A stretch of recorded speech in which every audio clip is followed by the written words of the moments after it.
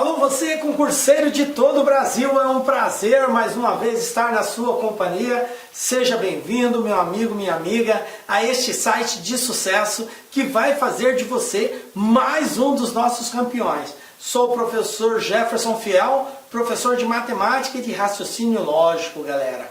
E hoje vamos falar sobre sequências lógicas. Então este é um assunto contido dentro do conhecido RLM. O que é o RLM? É o raciocínio lógico matemático.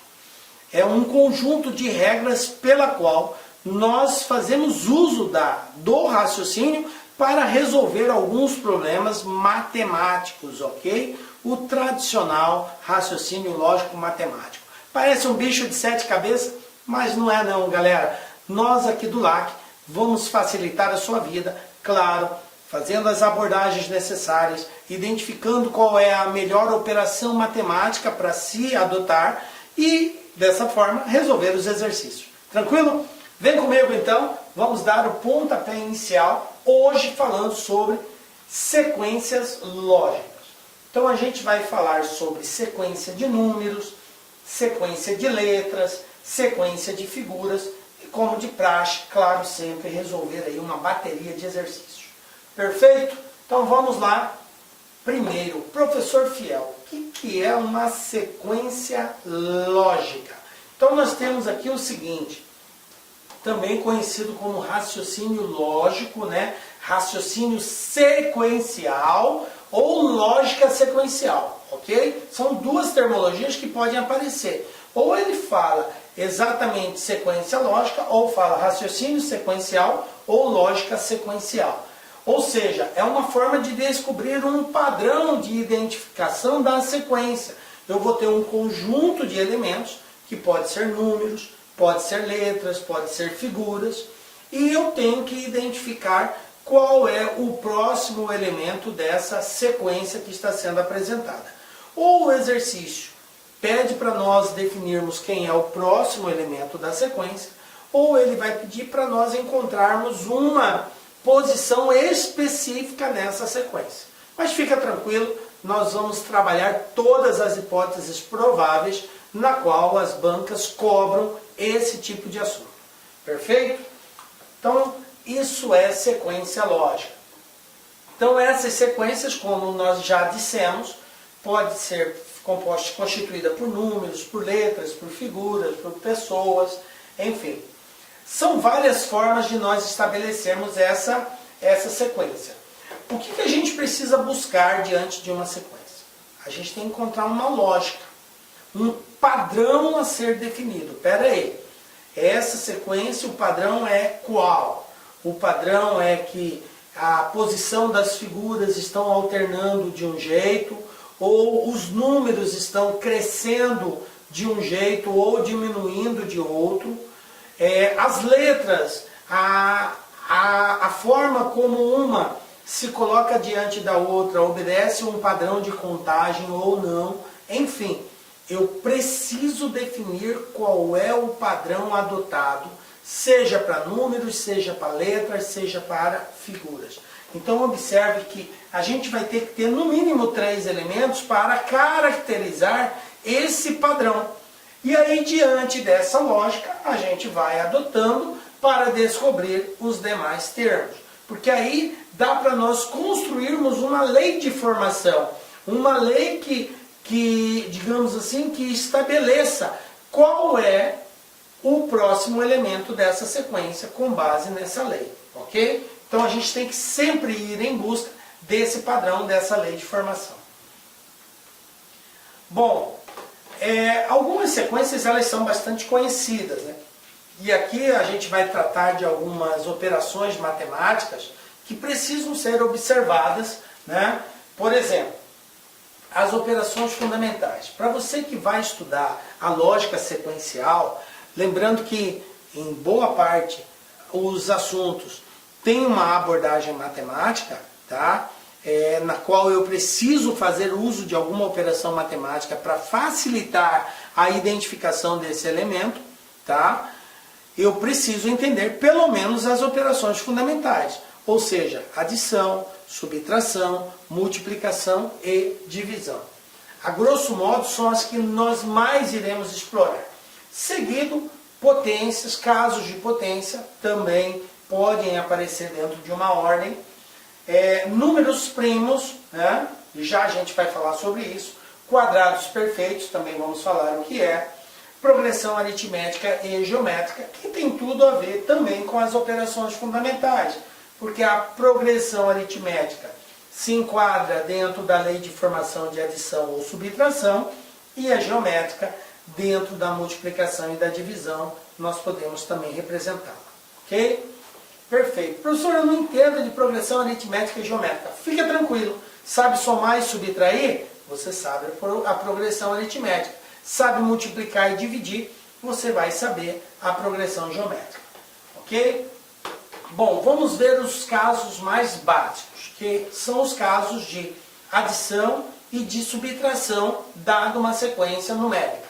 Ok? Então vamos lá. Qual o próximo termo da sequência? Então eu tenho aqui uma sequência. 2, 5, 8, 11, 14, 17, 20. Como que eu identifico isso? Eu preciso entender qual é o padrão que a banca adotou para encontrar o próximo elemento. Se eu pegar só 2 elementos, não dá para caracterizar ainda. Mas olha só, de 2 para 5, o que aconteceu aqui? Professor, aumentou 3. Perfeito, aumentou 3. De 5 para 8, o que aconteceu? Aumentou 3 também. De 8 para 11, o que aconteceu? Aumentou mais 3 também. Então pronto, eu já tenho um padrão estabelecido. Os números estão organizados numa sequência que está aumentando de 3 em 3. Conclusão, quando chegar no 20, o próximo será quem? Mais 3, portanto 23. Tranquilo. Uma outra sequência. 20, 18, 16, 14, 12, 10, 8. Professor, está diminuindo. Está diminuindo quanto? Diminuiu 2, depois diminuiu 2, depois diminuiu 2. Então o padrão aqui é que de um termo para o outro vai diminuindo 2 unidades. Conclusão, se o último é 8, o próximo após o 8 será o 6. Perfeito?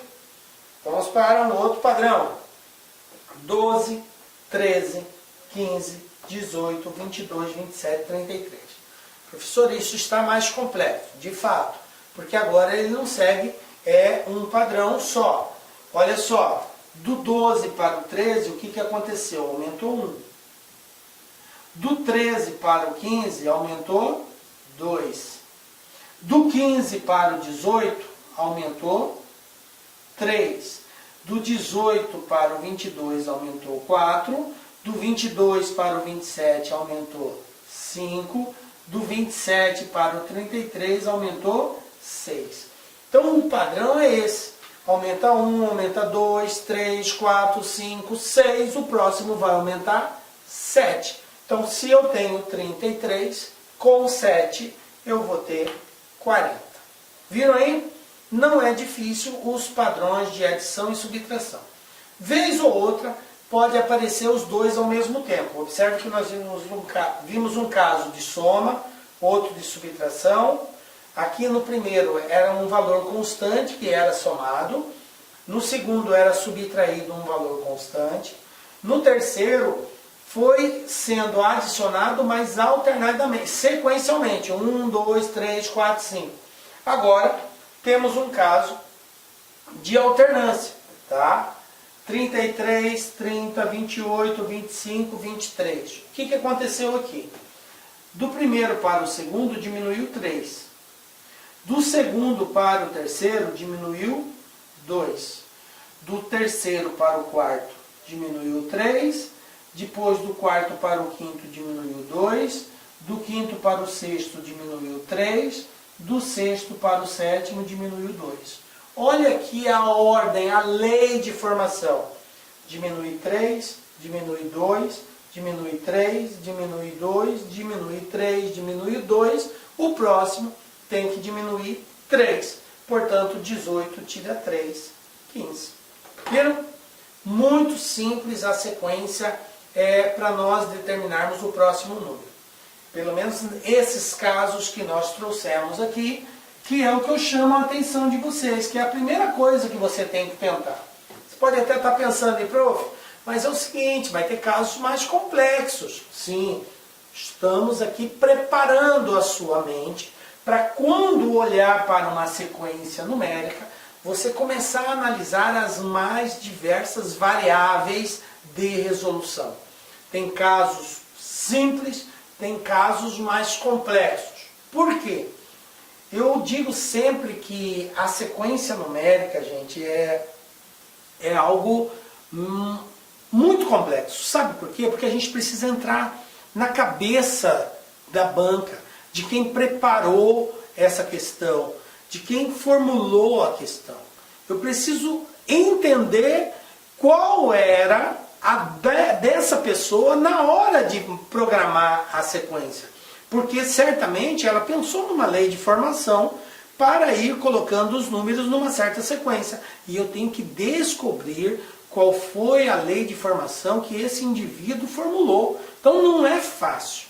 Não é fácil. Algumas é simples de se observar, outras vai requerer de vocês um olhar mais apurado para descobrir. Mas fiquem tranquilos, nós vamos ver várias situações e vamos criar várias hipóteses de resolução aqui. Perfeito? Então vamos lá.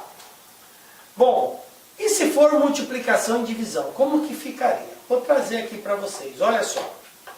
Eu tenho aqui 2, 4, 8, 16, 32, 64, 128. Qual é o próximo termo da sequência? A gente pode pensar em soma, a gente pode pensar em multiplicação e divisão. Se você for pensar em soma, olha só. Aumentou 2, depois aumentou 4, depois aumentou 8, depois aumentou 16, depois aumentou 32, depois aumentou 64. Observe o que está acontecendo nesse aumento. Está sempre dobrando, dobrando, dobrando. Então, se é dobro, é a mesma coisa que multiplicar por 2. Então, é só pegar o 128 e multiplicar por 2. 128 vezes 2, 256. Pronto. Definir o próximo termo da sequência. Tá? Outra situação. 2, 6, 18, 54, 162. O que está acontecendo aqui? De 2 para 6, gente, se você for pensar em adição, aumentou 4. De 6 para 18, aumentou 12. De 18 para 54, aqui já vai aumentar 36. Aí você observa que de um para o outro está triplicando, ou seja, é a mesma coisa que eu multiplicar por 3. Olha só, 2 vezes 3, 6, 6 vezes 3, 18, 18 vezes 3, 54, 54 vezes 3, 162. Então, quem vai ser o próximo? É só multiplicar por 3. 162 vezes 3, 486. Pronto, está respondido. Determinamos o próximo número da sequência. Perfeito? Tranquilo até aqui? Respira, isso aí, de boa, gente. Por enquanto, tranquilinho, tá? Penso numa adição, não deu certo a adição, vou para multiplicação, ou subtração, ou divisão. Essa é a primeira. Agora vamos ver alguns casos especiais aqui na sequência de números. Bom, eu posso ter uma sequência de números primos. Como que eu identifico isso? Primeiro você precisa saber o que é um número primo. Quando que um número é considerado primo? Observe que esse conceito de número primo, ele precisa necessária e obrigatoriamente ser enquadrado num conjunto numérico, ok? Professor, eu aprendi que número primo é todo número que possui dois divisores, um e ele mesmo. Perfeito. Mas essa definição, ela só terá um sentido verdadeiro num todo se você enquadrar dentro de um conjunto. Porque se você disser que número primo é um número que possui dois divisores dentro do conjunto dos números naturais, está certo. Porque sendo número natural, vai ter só dois divisores, os números primos, um e ele mesmo. Mas se nós enquadrarmos a definição de números primos dentro do conjunto dos números inteiros, essa resposta estaria errada. Aí eu teria que dizer que número primo é todo número constituído por 4 divisores. 1, ele mesmo, menos 1 e menos ele mesmo. Observem que agora eu passei a ter 4 divisores, porque o conjunto dos números inteiros admite os positivos e os negativos, ok? Então é necessário a definição de número primo, a especificação de qual conjunto você está fazendo referência. Feito isso, vamos trabalhar então em cima do conjunto dos números naturais, e número primo então seria aquele que tem 2 divisores dentro dos naturais, 1 e ele mesmo. Então nesse caso, quem seriam os números primos? Tá? Dentro do conjunto dos números naturais, eu tenho o seguinte: 2, 3, 5, 7, 11, 13. Observem que, professor, e o 1 não é número, é número natural? É natural, mas é primo? Não. O número 1 não é um número primo. Por quê? Porque a definição de número primo exige que ele tenha 2 divisores. E o 1 só tem um divisor, que é ele mesmo. Ok? Por isso ele não se enquadra na definição de número primo. Um número, quando não é primo, ele é chamado de composto, ok? Então, quando que o número ele é composto? Nesse caso, quando ele tiver mais de 2 divisores, dentro do conjunto dos números naturais. Então, o número composto é aquele que apresenta mais de 2 divisores, ok? Então, um outro detalhe é que, dentre os números primos, eu só terei um número par, que é o número 2. Ou seja, 2 é o único número que é par e é primo. Não existe outro número par que seja primo, a não ser o 2. Ok? Fica claro também essa questão. Então está aqui. E eu aconselho vocês, é uma dica do LAC, que você memorize pelo menos os 6, 7 primeiros números primos na sequência dos naturais. Ok? Perfeito. Quadrado perfeito. O que é um quadrado perfeito? Quadrado perfeito é todo número que é resultado da multiplicação de um número por ele mesmo. Ou seja, 1 vezes 1 é 1, então 1 é quadrado perfeito. 2 vezes 2 são 4, então 4 é quadrado perfeito. 3 vezes 3 são 9, 9 é quadrado perfeito. 4 vezes 4, 16, 16 é quadrado perfeito. Então, todo número que é resultado da multiplicação de 2 números iguais é um quadrado perfeito. 8 vezes 8, 64. 64 é um quadrado perfeito. A outra definição que temos a respeito de quadrado perfeito é dizer que é aquele número que possui uma raiz exata, né? Então, todo número que tem uma raiz exata é um quadrado perfeito. Tranquilo também. Então, eu tenho aqui, como dentre os naturais, 1, 4, 9, 16, 25, 36, 49 e assim segue. E aí eu trago uma outra questão aqui, que é a série de Fibonacci. O que é a série de Fibonacci? Esse matemático, ele criou uma seguinte série, que eu posso escrever uma sequência de números, na qual, a partir do segundo termo, ele vai ser sempre igual à soma dos 2 anteriores. Qualquer termo, a partir do segundo, ou seja, do terceiro em diante, é constituído pela soma dos 2 anteriores. Foi isso que esse camarada criou, e isso é chamado de série de Fibonacci. Então você vai ter uma sequência de números, e você vai identificar que essa sequência, a partir do segundo, ou seja, do terceiro em diante, o resultado é sempre igual à soma dos 2 anteriores. Então, um exemplo aqui, ó. Aliás, essa não é série de Fibonacci, seria isso aqui. Um exemplo seria isso aqui, ó. Vou pegar aqui 1, 2, agora eu vou construir a série. Eu comecei com 1. Eu poderia começar com qualquer número, professor? Poderia. Se eu começar com 1, 1, 2, A partir do terceiro é igual à soma dos dois anteriores. Então 2 mais 1, 3. 3 mais 2, 5. 5 mais 3, 8. 8 mais 5, 13. 13 mais 8, 21. 21 mais 13, 34. E assim por diante. Então isso aqui é uma série de Fibonacci. Professor, a série de Fibonacci tem uma sequência única? Não, gente. Eu dei um exemplo aqui. Vou pegar um outro exemplo que seria série de Fibonacci. Vamos supor que eu comece com o número 4, depois vem o número 9, o segundo. Perfeito. Agora eu vou construir a série a partir desses dois. Se é a série de Fibonacci, a partir do terceiro tem que ser a soma dos dois anteriores.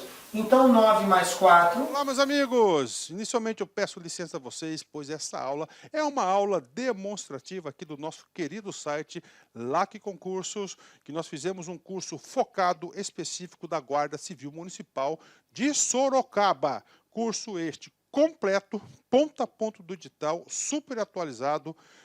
Tenho certeza que aqui tem todo o conteúdo necessário e suficiente para que você faça uma excelente prova nesse concurso.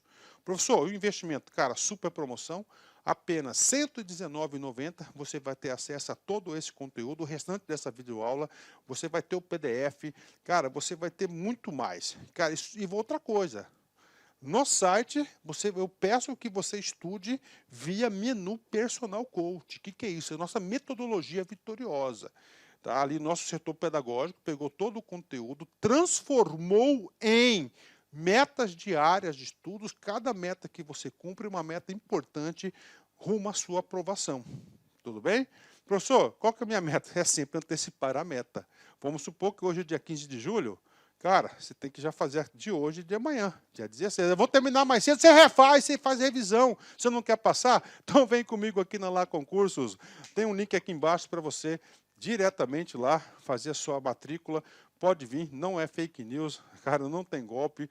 Nossa seriedade aqui é muito grande. Nós queremos que você conheça o nosso serviço. Valeu, tchau!